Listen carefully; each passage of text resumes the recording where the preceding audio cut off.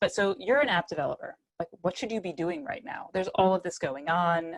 People are trying to figure it out. Tons of information flying around. Like, but what are you actually supposed to be doing?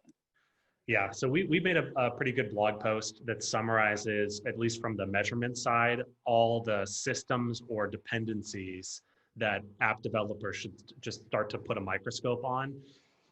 I think probably the most disruptive one that is going to directly affect most companies is their own like data warehousing, business intelligence, or internal analytics systems, where before every single a user event, be it an impression, a click, or app session, or whatever, was accompanied by an identifier, the IDFA, that was the same across all of those.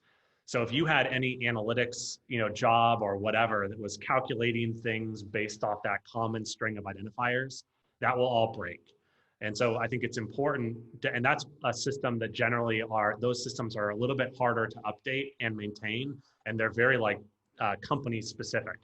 And so top of the list would be, let's take a look at all of our analytics jobs. Let's take a look at all of the data we're ingesting and make sure we have some mechanism for accounting for the fact that there will no longer be this identifier that comes with every event.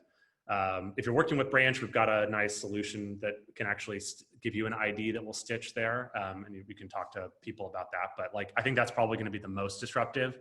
The next are all the expected changes that will happen with ad networks that you might be spending on. If, to be frank, right now, and we've talked a bit about this, if you've reached out to your account manager at your self-attributing network, Snap or Google or Facebook or wherever, they'll probably tell you that they're still figuring out exactly how things will work. The IDFA is the premise, is the entire foundation of how Branch and others communicate with those networks. And therefore, those integrations will need to change. However, we believe we can take on a lot of that responsibility and update the integrations and still continue to offer, hopefully, device level access. But those are conversations that are ongoing now. And we unfortunately don't have exact guidance if there's any impact to folks that are dependent on that data.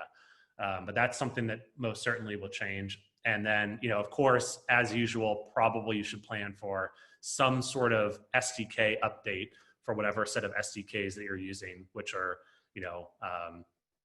bound to have some changes with some of these new mechanisms.